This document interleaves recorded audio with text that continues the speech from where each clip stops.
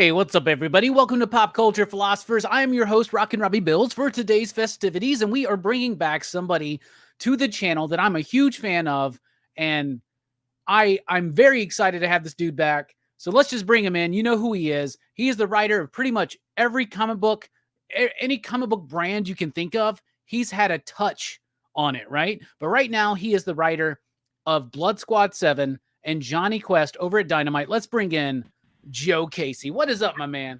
Hey, man. How are you? I'm doing good. How you been doing? Good. Busy. Yeah, that's good. Busy is good, right? Yeah. Better than the opposite, sure. Yeah, better like just sitting there waiting for calls, nothing happening. That's right. Well, let's go ahead and get this started because this conversation is sponsored by our friends at Dynamite, so I'm sure they want us to talk about Johnny Quest. And I want to tell you this. Yep. Johnny Quest #1 dropped last week. I think #2 is on FOC this upcoming Monday. Y'all need to go get in on this book. I didn't grow up a Johnny Quest fan. I saw some Johnny Quest stuff when Cartoon Network first started out. You know, they were showing like old school stuff, right? Dynamite's been doing some really interesting stuff, bringing in like these properties like Thundercats and Space Ghost, and they're working really well at my shop. Dude, my sell-through on Johnny Quest #1, and I thought I over-ordered. My sell-through has been great, and the #1 thing the metric that I can really count on is how many people add the book after #1 drops. And I've had nothing this week but ads for Johnny Quest. So it's working at my shop. So how did this project come about, man? Johnny Quest, Joe Casey, what do you think? How did it happen? Well, they really just called me up and offered it to me. It's pretty simple. I knew they got these licenses, and I dropped an email to Nick Barucci saying, "Hey, congrats! You know, you guys are going to kill it." And a couple of months later, got an email back from editor Matt Idelson, who works there, and he said, "Hey, you want to do Johnny Quest?" And it took me, about 30 seconds, and I was like, "Yeah, I think I would do Johnny Quest. Yeah, so let's go." Do you have a history with it? Are you a fan of Johnny Quest? Were you a big fan of the cartoon series?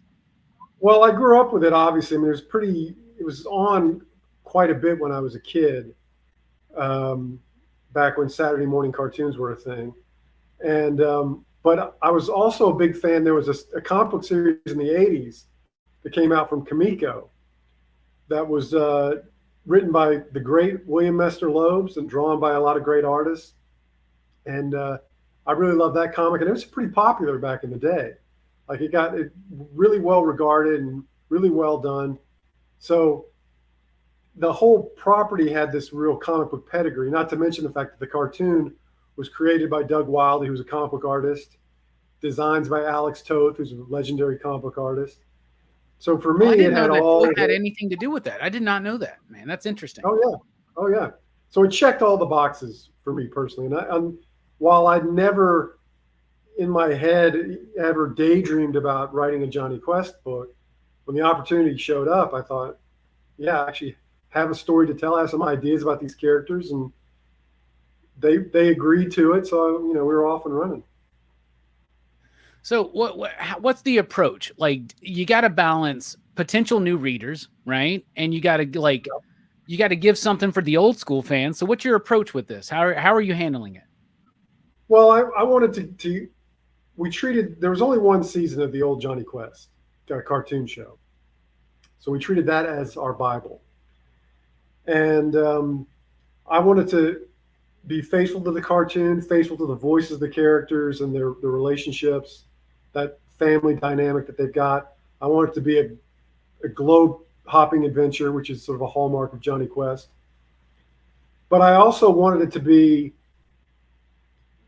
I didn't want it to be a throwback comic book. I wanted the comic book to be state-of-the-art and look great and have that feel of a modern comic book.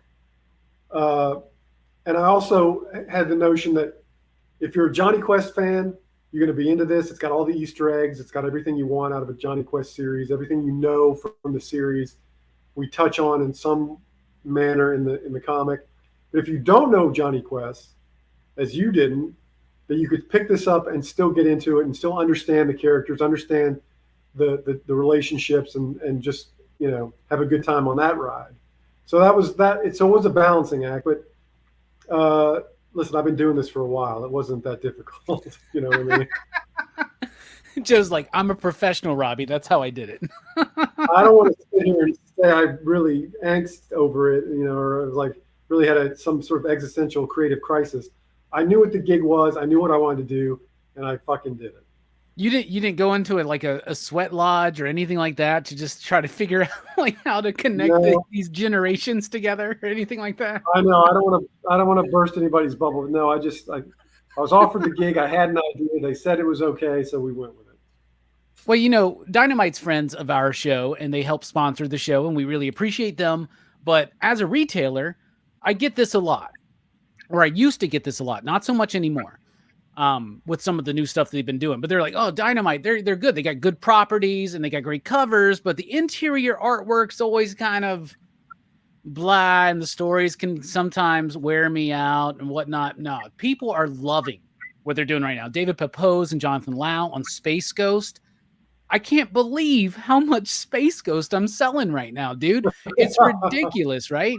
And Johnny Quest is the same thing. It's like, it's something that, you know, not to sound like, I mean, I'll just sound however I want, but like Johnny Quest seems like a property that's like gone to a lot of people, right? Like that's something that's dead. Like there's some people that have a nostalgic remembrance of Johnny Quest, and there have been other Johnny Quest. And you mentioned the Kamiko books. I have gotten those a few times in collections, and I've looked at them, and they always look interesting, but I've never dived into it. And actually, your free comic book day bit and this #1 issues got me wanting to like go back and watch Johnny Quest, right? Like you really hooked me in. You got the time travel bit going on, but the art, that's the thing, right? Right now, my customers are like, I cannot believe that Dynamite seems to be invested not just in these properties and bringing in good like writers, but bringing in great artists to have the story. So you have, who is it? Sebastian Perez, right? Yeah. Was that your decision? Was it theirs? How did that come about, getting him on the book? Well, I mean, I didn't know Sebastian, but I knew his work. I'd seen his work. So I suggested him to the editor saying, hey, maybe if this guy's available, I think it'd be great. Luckily, he was available. The first sketches that he sent us of the cast were like, done deal. I mean, it was so good. The great thing about Sebastian is, and this goes back to that balancing act I was talking about, his work evokes the old cartoon series look. You know, it's got a sense of it, but it's not a slave to it.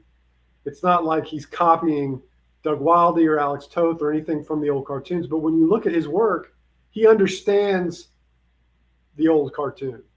So he's doing his own thing, but he's got that certain something that makes you go, yeah, this is Johnny Quest. This evokes the show for me.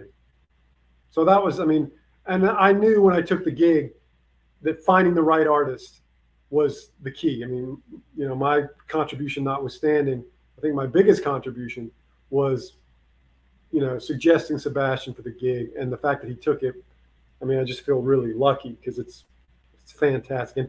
And you know, the free comic book day, from the first page, he got it, but it's just been getting better and better with every issue. So you guys ain't seen nothing yet. That's amazing what's coming up. That's awesome. I know you take a lot of pride in the artists that work with you, right? Like the collaboration progress, like the process, I should say. That's actually something that I know you take a lot of pride in. So did you get to know him a little bit? Did you try to figure out his strengths before you started sending him scripts, or did you just send him the scripts and see what happens?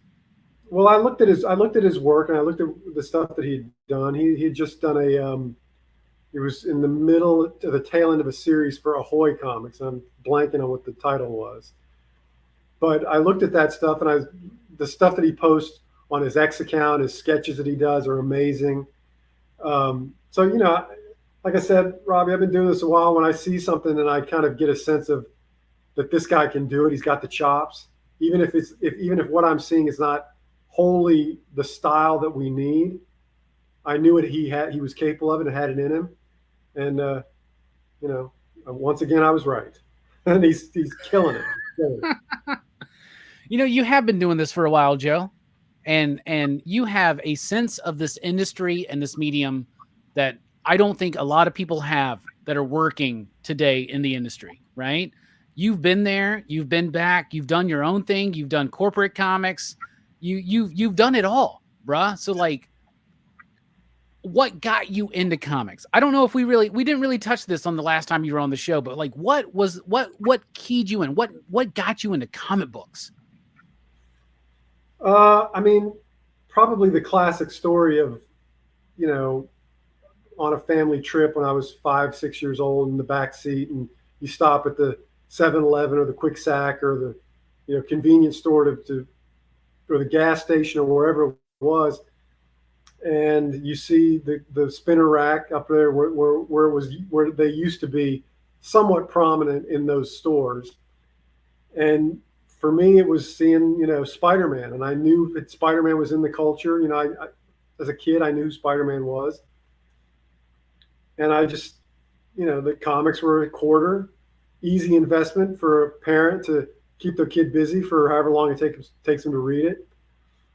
And I tell you, it was one of those things where there are certain things, and I'm sure you felt it too, you just connect with an art form, a medium, and it just speaks to you and you understand it innately. And because, you know, comic books, oddly enough, you know, I'm sure we've both come into contact with people that grown-ass adults who don't know how to read a comic. Where do I look first? Where, you know, there's a language to it that some people don't get, and it's not their fault. It's just one of those things. Well, I could speak that language right away. Yeah. And so it just, you know, comics and me, we bonded big time from the very beginning. And it wasn't long before I went even deeper, saying, not only do I love this shit, but I want to do this too. I want to make this stuff. So I was, you know, making my own comics from the time I was 6, 7, 8 years old, and I feel like I'm doing a version of that to this day. Were you drawing them yourself too? Oh yeah, horribly. Terrible. Nick Patera always tells us that every great comic book writer is a failed comic book artist. That's 100%. What he said. Well, you have to go through that phase of doing your own comic, so you know, you get to that point where you realize what I'm seeing in my head is not translating into what my pen or pencil is making, but I think I can describe what's in my head better than I can execute it. That's when you know you should be writing instead of drawing, you know. When you first got into writing comics, and I know your first sell was to Eric Stevenson, I believe, right, for a Dutch book that never happened, right? My first pro sale, yeah. What was your inspiration as far as writing? Like, were you looking at certain writers, and were you able, like, in those days it was hard to get a hold of people's scripts, you know what I'm saying? So how did you learn how to format a script for a comic? Like, what was that process like? Well, back in the 80s when I was coming up and really into it as a fan, there was a lot of great, you know, I mean, they call them fanzines, but they were really industry magazines like the Comics Journal, Comics Interview, Amazing Heroes, Comic Scene. And every so often I read those religiously, because at that point I wanted to know about this business, about this industry, what it meant to be in it, how you get in it, how do you stay in it, what do you do in it, all that stuff. And every so often they'd have either accompanying an interview with a writer or just an article on the craft where they would excerpt one page of somebody's script. And that was like, I was like Indiana Jones, you know, trying to dig in that stuff out of every corner of the fanzine world I could. Because you're right, there was no other resource. There was no internet. I didn't know any other writers, certainly no one who was doing it professionally. But every so often you'd see those little snippets of somebody's script, and I'd just be like, hone in on that. So I had seen enough of those by the time I was 13, 14 that I could start kind of doing it myself. And, you know, I just sort of went on from there. I mean, I was sending stuff to Marvel and DC from the time I was 14 years old. Oh, that's awesome. You're trying to be the new Jim Shooter, weren't you? Well, I mean, couldn't wait. You know, I could not wait, and I didn't really think that I was going to break in at that age, but I wanted to get the ball rolling. I didn't feel like I had to wait. I had ideas. I felt like I had, you know, a certain amount of skill at the time. I was that delusional. So I was sending stuff in and, you know, getting rejected, of course. But I remember when I was 16, I think, I sent in a full Batman script, you know, a whole Batman script, like an inventory story.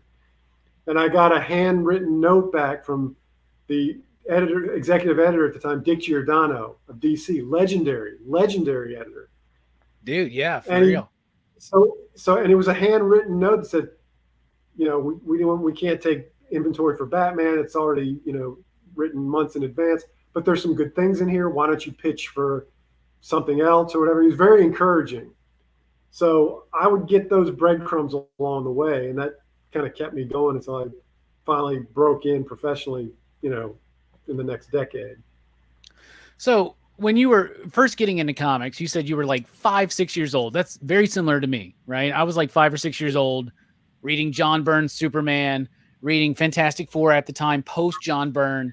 I remember getting Chris Claremont, John Romita Jr., Uncanny X-Men issues from my stepdad was in the Navy, and he would send me they would be like stationed somewhere, and he would buy a bunch of comics and he would send them to me, right? And I would like read them. And I remember diving into his closet to the books I wasn't supposed to read, and that was his like collection of Penthouse magazines and Savage Sword of Conan, and I would just like pour over those pages. And right now Jim Zub is like killing it on Savage Sword of Conan and Conan the Barbarian, and he's reawakening that feeling to me. So I'm trying to piece it together. I don't know your exact age, but you said 25 cents, and I know that you're a little bit older than me, so this must have been in the 70s when you were first getting into it. Was it the Jerry Conway stuff on Spider-Man, or was it still Lee, or who was it? Well, oddly enough, it was, and I'm sort of grateful for this now, Marvel Tales was reprinting like the Stan Lee, John Romita Spider-Man at the time. So that was the first stuff that I saw. Oh, cool. Because it wasn't long. I wasn't a big Spider-Man fan for very long, because once I got into comics, I transitioned over to things like the Avengers. The Avengers was my book when I was a kid, and at that point it was Jim Shooter writing, David Michelinie writing, George Perez, John Byrne on the art. It was like a renaissance time for that series. So it was one of those moments where, you know, when your favorite book is actually one of the best books out there in terms of quality, you're very lucky. I mean, my favorite book was not some crap shit book with, you know, bad art and bad writing. It was top of the line at Marvel at the time. Yeah. So I feel really lucky that my formative experiences were fairly high quality comics. Yeah, that's cool. So Avengers at that time, so we're talking about like what, around like 150 or something like that, maybe? Between 150 and 200. That's to me the golden era period in terms of when I was there for that. You know, I was picking it up off the newsstand. Yeah. Oh man, I didn't start reading Avengers comics until they were all wearing leather jackets and shit like that in the 90s. And I was like, I remember even being like, where's Cap, Thor, and Iron Man at? Like, it was like Black Knight, Hercules, Cersei. Who are these people, man? I had no clue what was going on, man. Yeah, that was rough. That was a rough period. That was a rough period for Avengers fans. We were just kind of tolerating that stuff. Yeah, the one cool thing we got out of that era was Steve Epting on the artwork. Like, the artwork was always solid, and it was some cool stuff. But like, it took a while for them to realize, oh man, maybe we need to put our bigger characters. And what's crazy is to think about this. Nowadays, not only does everybody know who nowadays, the general populace, they know who Cap, Iron Man, and Thor are. But back then, like, the wide audience, they didn't know who Iron Man was, much less Tony Stark. You know what I'm saying? But like, that whole thing has changed. And like, for the first time, I remember seeing Avengers be like what I thought Avengers should be, was when Kurt Busiek and George Perez were doing their run at the tail end of the 90s, which I think is one of the best runs of Avengers, man. What do you think about that run? I love that run. I was just starting to work at Marvel at that point when that series debuted. I was doing cable, and I just those guys and that book, that was like, I mean, George was like royalty to me, and the fact that he was back at Marvel, killing it every month on that book, I couldn't believe that I was working at Marvel at the same time George Perez was working at Marvel on the Avengers. It blew my mind that we shared that same space, even though obviously I didn't know him, but yeah, that run blew me away. It was nostalgic for me because I'd been there for the first round of George's time on the Avengers. Yeah, but I mean, I loved it. I loved it. It's so weird that though there was a time where they're like, well, the Avengers shouldn't be any of the main characters. They did the same thing with the Justice League. That's like one of the things that really, like, I'm 15 years old and I want to read every comic book that I can. Like, my goal was to follow every single major superhero, right? And I couldn't necessarily do that. I couldn't afford that. Like, there was a period of my life, Joe, where I would skip lunch at school to save up my $2 lunch money.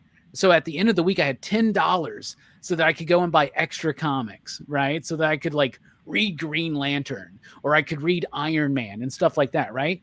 And then Grant Morrison, Howard Porter, they came out with JLA #1. Yep. I remember picking that up off the shelf.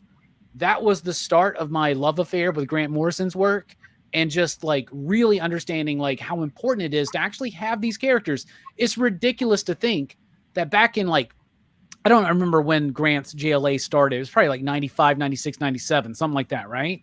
96, that DC did not want, DC did not want Batman, Superman, or Wonder Woman to be in the Justice League. Like, it blows my mind, dude. Like, what you think you're going to build a cinematic universe off Guy Gardner and Fire and Ice, and you know, it's not going to happen. Bloodwind, it's not going to happen, right?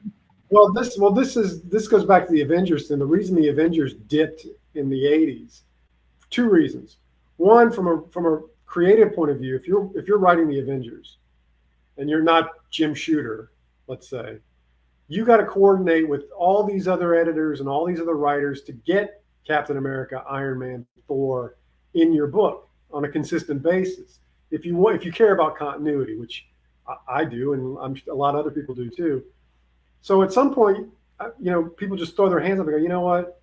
Just give me the Black Knight and Cersei and Hercules, and you know, give me, because they would look at something like the X-Men, which was all contained in ideally the one series, and they'd look at Claremont's work and go, look how easy this guy's got. He doesn't have to check with anybody to do something with these characters. So that's what I want.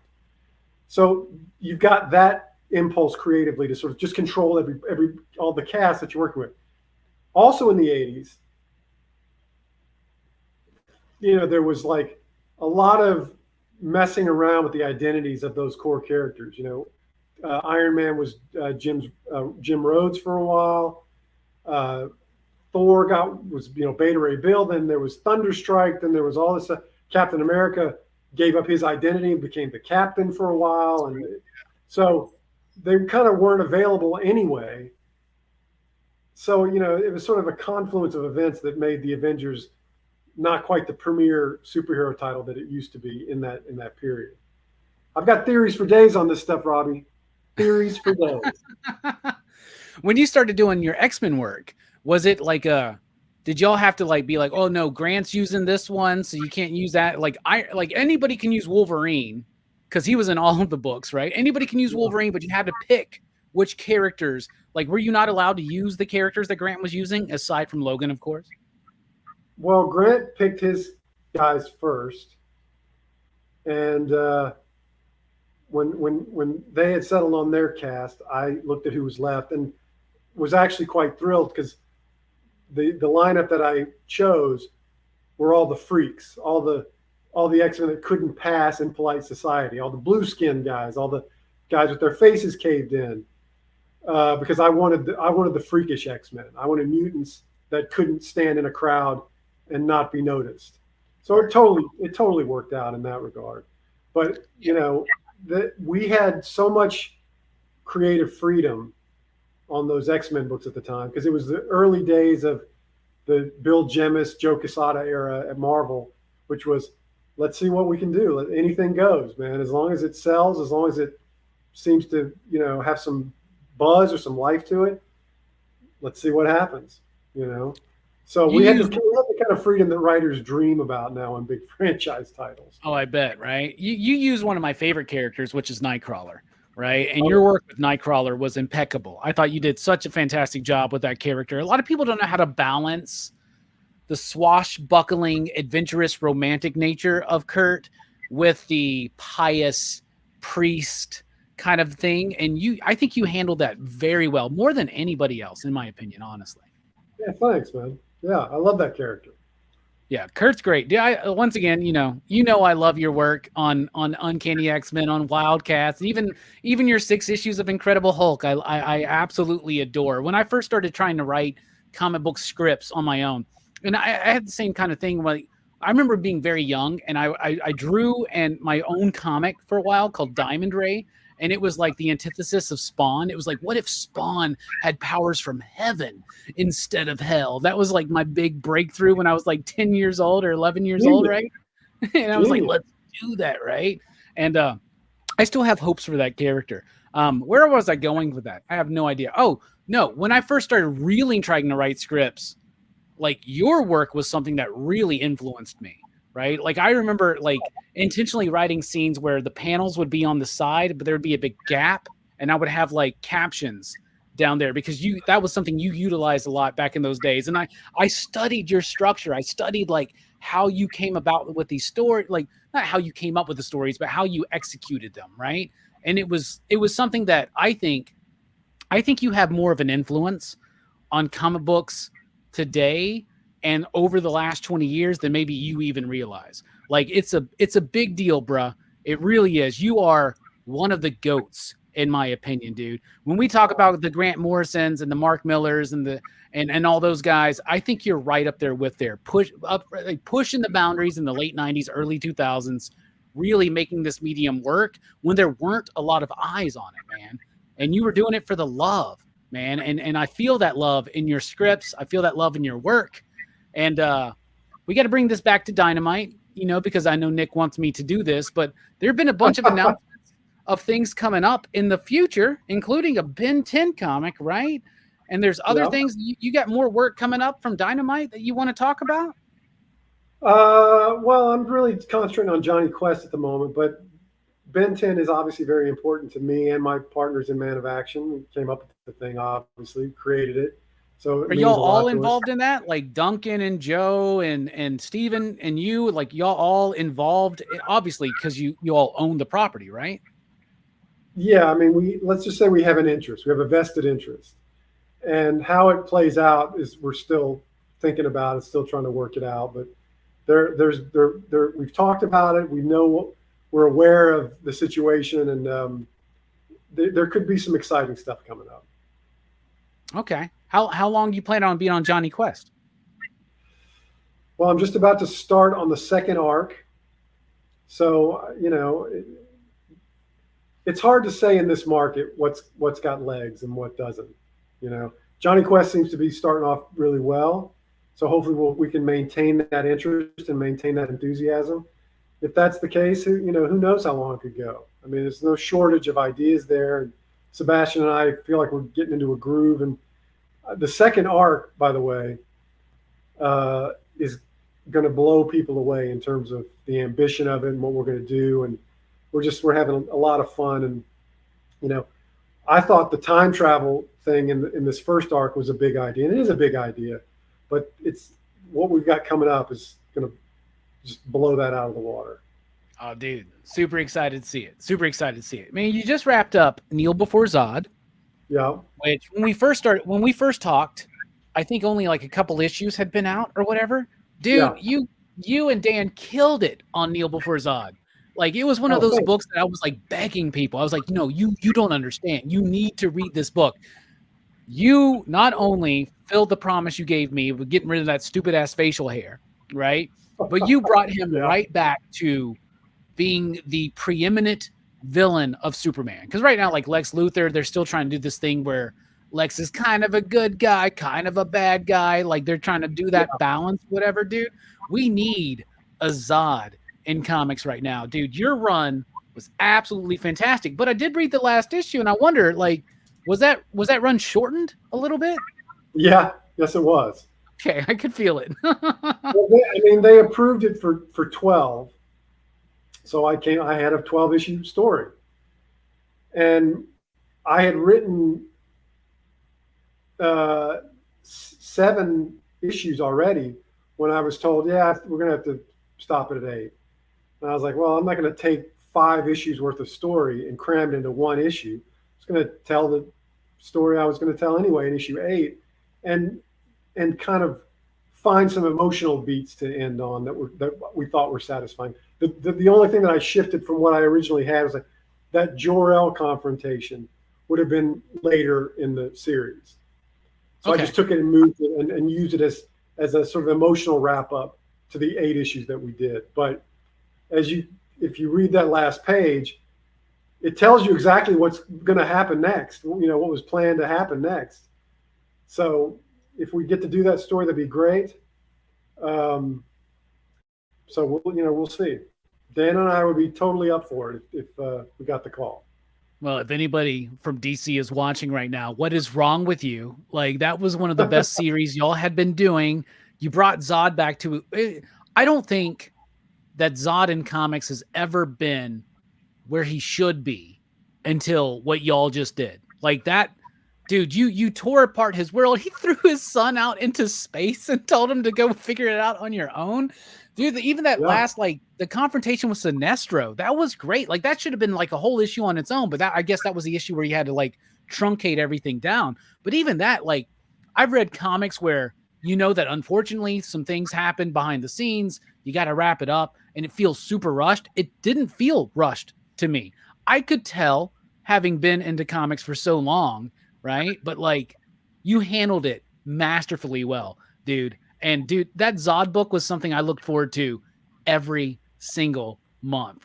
It blew my mind. Like, and you brought Zod. I mean, there was a moment even in the middle of the series where he, like, his hair was burned off, but he had grown the beard back. And I'm like, that's Terrence fucking Stamp, dude.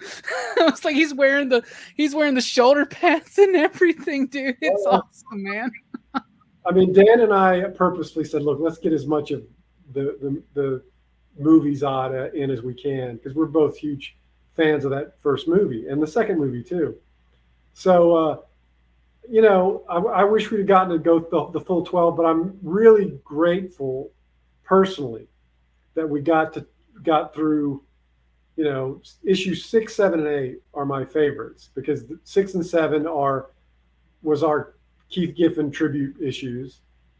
So, kind of subtly, well, not so subtle if you know Keith's work. And then I was looking for, the Sinestro fight was something I was looking forward to too. I just wanted to get Zod, not only get him back to his roots as a villain, but I wanted to interact with the DC universe more, So that's that.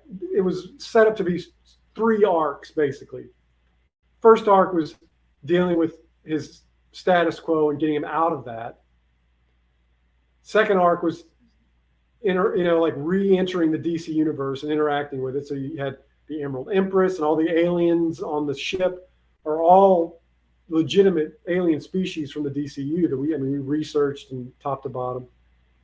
And then of course the Sinestro shot in issue 8. That was when I was having the most fun, because that's when it felt like I was writing DC comics, and that's what I signed on to do. When I do these work for hire projects, I've been doing this a while. I've had my moments where I've tried to push the envelope or reinvent the wheel. But when I do these company projects, I just want to write the characters in the universes they exist in, and have my fun, just as I did when I was a kid reading this stuff. So that's kind of where my goals are, as opposed to taking something like Johnny Quest and trying to turn it into something that it's not. I want to put the spotlight on what it is and the best of what it is. and I try to do that with Zod and the DC universe in general, because I grew up reading those comics. I love the DC universe, and I wanted to play in it. It's a sandbox I love to play in. So that's kind of where my creative motivations are these days. You did a great job of bringing that old school approach, like the giant eye villain and all that kind of stuff. Like I was captivated, and Dan's artwork really was top notch in that run. Yeah. I thought it was amazing. So any future for you at DC right now? Do you got anything on the horizon that you know of that I'm not part of this new stuff that they're doing. I'm not all in, and I'm not absolute. So you're not doing absolute Aquaman or anything like that. No. But I'm just at this point watching from the sidelines and seeing what the hell's going to come of all this. And okay, either it'll work, or it won't work, and there'll be something new next year. Yeah, there'll be another initiative, right? DC all out. Yeah. DC all out with Joe Casey coming back to do another Zod series. That would be great. Or just give him Superman again. Whatever. It's all good, guys. Do your thing. But you're doing your own thing right now with Blood Squad 7. We have had 4 issues of Blood Squad 7. That book had not come out last time we talked. You sent me the first 2 issues. I read it. I really liked it. And I have really enjoyed that series. And I want to ask you this. So Blood Squad 7 is kind of like you taking the Youngblood concept and bringing it into today and kind of doing a legacy aspect with it, right? How is this similar and different to your work with Wildcats? What's the approach there? Well, it's actually very similar to my Wildcats work in the sense that it's a bit of a behind the scenes of a superhero concept. Seeing how the machinations of it from the inside. Wildcats was like that too, especially the version 3.0, where it had to do with the Halo Corporation and all that business. Blood Squad 7 is about the trials and tribulations of relaunching a brand, and in this case, it's a superhero brand. And as you've seen in the first 4 issues, it already is rife with problems. Potential PR nightmares. That damned ripcord. Yeah, they kind of fell off. They fell short when they did the psych evaluation there. But we let off at that story because it was a great illustration of no matter what the public sees is sometimes very different than what happens behind the scenes. And there's a lot of examples of that in our day-to-day life.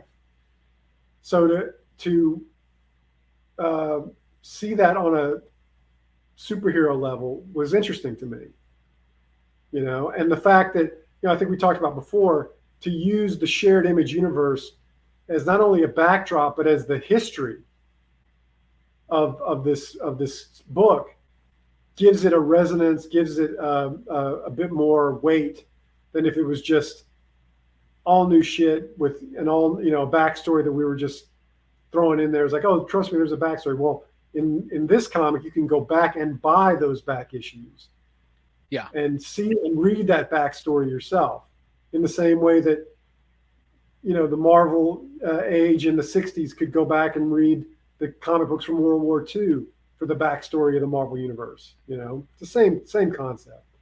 And it's a lot of fun. The next thing we got coming out is the Blood Squad 7 Strike File issue.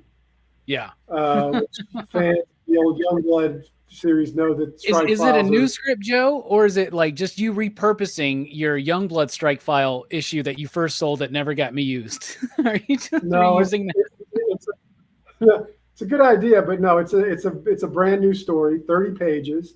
We're treating it like the old annuals from the DC and Marvel used to do. So it's oversized. It tells one big story, but it fits into the continuity. And it's got a Super Patriot guest spot.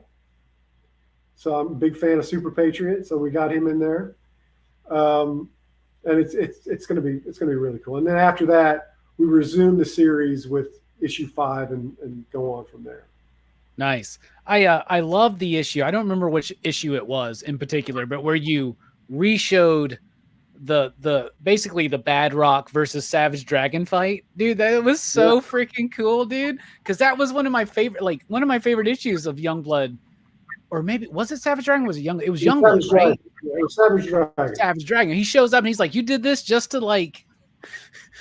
All this property damage just to like show me who you are or something like that. Like it cracked me up, dude. Love that. I love that you're taking these moments from Image history and recontextualizing them to line up with the book, you know? Well, there was, I mean, Youngblood made a lot of guest appearances in other people's series back then. So the material is there. So anytime any old school Image heads out there, if they've got an old issue of Shadowhawk or even Wildcats where Youngblood showed up, we'll get to it in our series. We'll show those scenes with our characters from their point of view. It's a lot of fun. The Super Patriot appearance in the Strike File issue is right out of the first Super Patriot miniseries, because there was, Shaft and Die Hard and Bad Rock appeared as a guest stars in that book. So that's where that came from. Dude, that's super cool. I see a lot of questions out there about this. So Local Man, a book by our buddy Tony Fleece and Tim Seeley, it's kind of doing the same type thing where it's kind of like mining 90s Image to kind of do its own thing in the modern age. And in a recent issue of Local Man, they do name drop Blood Squad 7. Have you been talking to Tony and Tim? Is there any possibility of a crossover there going on? Well, Tim and I have been friends for a while. I've known him for quite some time. I don't know, 15 years or so. And Local Man's a great book. So we've definitely talked, and we know what each other's doing, obviously, because they've gotten there first. So as we go on, I think you're going to see probably more little Easter egg connections between those two series, because those guys are doing a great job. That's a fantastic book. It really is, dude. It's like taking the 90s Image stuff and applying like the Brubaker Phillips kind of formula to it, right? Really grounding it. And that's something that you've always done that I appreciate about your work, is that even when you have these crazy concepts going on, I feel like your characters are always grounded. How do you approach character work in your work? Well, the only thing that really sells any situation is the authenticity of the characters, how they react. Because every character is a reader surrogate in some form or another. So even if the world's blowing up, if you've got a character that's relatable and reacts in a way that feels realistic, it sells your story. And what I love particularly about team books, they're kind of my favorite superhero comics, or team books, because you've got these characters all have the same job usually, and they're all reacting to the same thing, but how they interact is always interesting and different. And those ensemble casts are just, to me, really fun to write. Like I said, I grew up on the Avengers, so it's in my DNA. All my favorite comics when I was growing up were team books. Avengers, New Teen Titans, Justice League, X-Men, all that stuff. Invaders, even wacko stuff. I went back and found like the Champions. I was just a team book nut. So writing team books is like, it's my favorite thing to do in comics. It comes fairly easy. So it's that character dynamics and how they react to each other and what they're dealing with. The more realistic they are, the more realistic those reactions are, the more the reader buys in. And that's what you want. You want that suspension of disbelief, so you can take that reader on a ride. And if they feel like they're sitting alongside characters they relate to and respond to, you can take them anywhere. And that's where we want to get to with Blood Squad 7, where the nostalgia factor is cool. The backstory is interesting, and I love it as a fan. But the real success of that series is whether or not readers embrace the new characters, and feel like they want to know what's going to happen to Night Striker and the new Infinity and the new Ripcord and Alex Maxon and all. I want people's investment, their emotional investment. Then you really got something. Yeah, when I first tried to start really pushing Blood Squad 7 at my shop, I was doing the Youngblood approach, right? And I wasn't Yeah. having much luck, bro. I really wasn't. People were like, "Oh, Youngblood, who cares?" And then I go on the thing, "You don't understand anything about Rob Liefeld's work," and blah, blah, blah. I'm doing that thing, right? And then I finally figured out how to sell the book, and I started selling the book, being like, "Hey, man, do you like The Boys on Amazon? Yeah. I think you'd really like this book." You know what I'm saying? Was The Boys any kind of influence, or do you see the comparison there? I see the comparison. I have to say more of an influence conceptually, and it took me a while. And Eric Stevenson helped me hone in on this.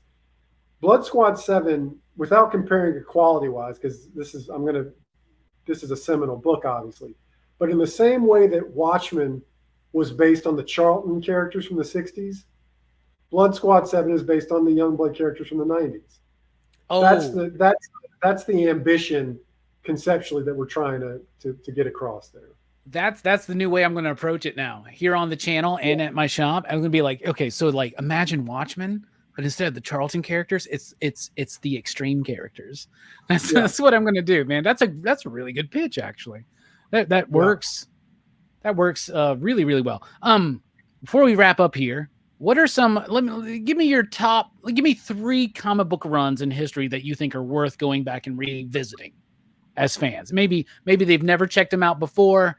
Maybe they had a passing knowledge of it. But what are the 3 comic book runs that you think are like the best for you? Okay, let me narrow it down just so I can wrap my head around it. I will say let's just say teen books, superhero teen books. Okay. I would say the David Michelinie, John Byrne run of Avengers, which is probably, I think, 181 to 192, I think. So it's only about a year's worth of stories. But you had a lot going on. That was like the origins of Quicksilver and the Scarlet Witch story was in there. Their dealings with the government. It's just, to me, and I read them when I was 9 years old, so they had a huge impact on me, but they actually hold up. They stand up very well when I go back and reread them. So that's one. I will say also, what you mentioned earlier, Grant and Howard's JLA run from the late 90s. I mean, I was just breaking in at the time, but that's probably the last comic book series that had a huge impact on me as a fan, as a reader. I kind of, beyond that, I was a professional. I looked at comics differently. I read them differently.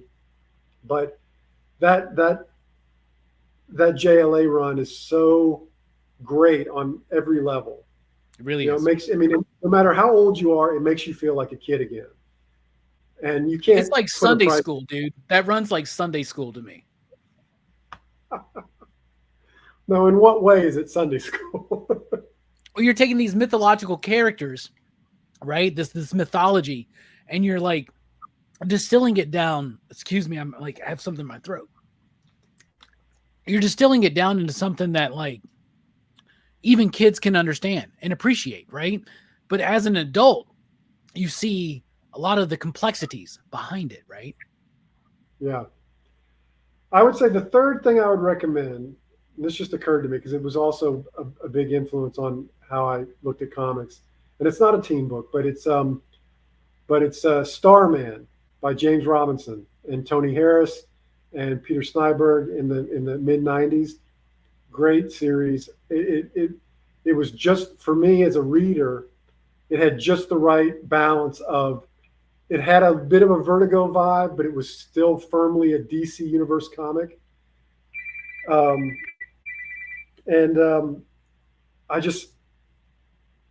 It's great. I mean, the first couple of years, especially when Tony was drawing it, are like seminal, mature, but not adult superhero comics.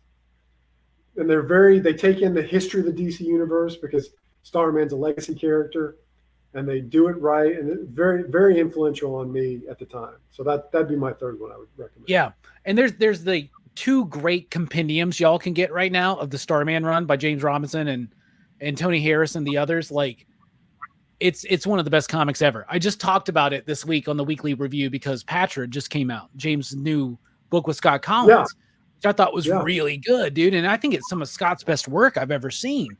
And really like that book. So, Joe, thank you so much for taking the time out of your day to join us and have a chat again. So this is your spot, man. Like, plug away, dude. What you got coming up? Where can people find you? Well, you know, we talked about Blood Squad 7. I hope people check that out. Johnny Quest #2 comes out, you know, like 3-4 weeks from now. And there's some other stuff coming up that I can't talk about yet that is huge. But I think it will be announced very soon. And hopefully when it is, we'll hop back on here and we'll talk about it because there's a lot to talk about. Dude, anytime, Joe. You're always welcome. You're part of the family now, man. You're 2-time visitor. You're part of the family, dude. When you hit 5 times, we have to send you a coat, like some kind of jacket or something like that. Excellent. All right. Well, Joe, thank you so much. You out there in the chat, thank you so much for checking it out. Go check out everything from Joe Casey. And if you don't necessarily like the mainstream superhero-y stuff, that's fine. Go read Jesus Freak. Go read Bounce. Go read Marijuana Man. Go read Righteous... what's the book? Junior Baker, and there's Righteous. No, there's Butcher Baker, the Righteous Maker, and Junior Baker, the Righteous Faker. So that's right. Yeah, 2 books in the series now. Anything with Joe Casey's name on it, y'all pick it up, and especially his DEATHLOK series. I think it's one of the most undervalued and underappreciated comic books out there. Is his DEATHLOK run? All right, y'all, we're dipping out. Thank you, Joe. Thank you.